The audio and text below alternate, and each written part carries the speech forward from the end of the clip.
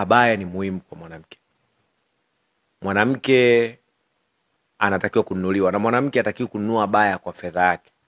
Abaya inatakiwa itoke zawadi kwa mwanaume wake.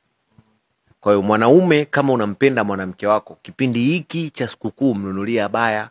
Usipomnunulia abaya na kumpa pesa ya sikukuu mwanamke wako, ina maana kuna mwanamke unampa. It means ya kwamba wewe ni tapeli.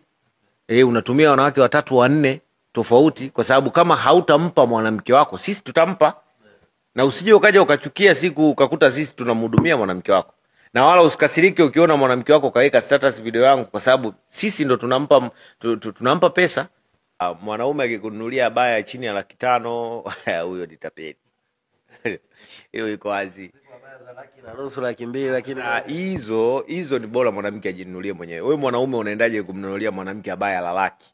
Unanyoka kabisa dukani na kununua. Nenda kamnunulie mwanamke wako abaya la 500,000 kwa kuonyesha umuhimu na thamani yake. Kwa sababu mwanamke wako akiwa na thamani, timisi wewe pia value yako inapanda. Lakini pia mwanamke anafaa kusuka nywele kuanzia 1,000,000. Mwanamke na mwanaume ndo anatakiwa provide. Abaya ni muhimu kwa mwanamke. Mwanamke anatakiwa kununuliwa, na mwanamke hatakiwi kununua abaya kwa fedha yake. Abaya inatakiwa itoke zawadi kwa mwanaume wake.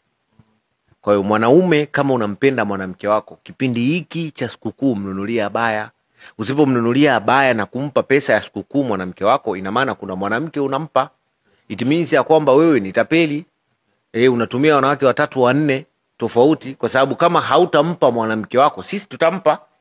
Na usije ukaja ukachukia siku ukakuta sisi tunamhudumia mwanamke wako. Na wala usikasirike ukiona mwanamke wako kaweka status video yangu, kwa sababu sisi ndo tunampa pesa. Mwanaume akikununulia abaya chini ya 500,000 huyo ni tapeli. Hiyo iko wazi. Lakini Hizo ni bora mwanamke ajinunulie mwenyewe. Wewe mwanaume unaendaje kumnunulia mwanamke abaya la laki? Unanyoka kabisa dukani na kununua.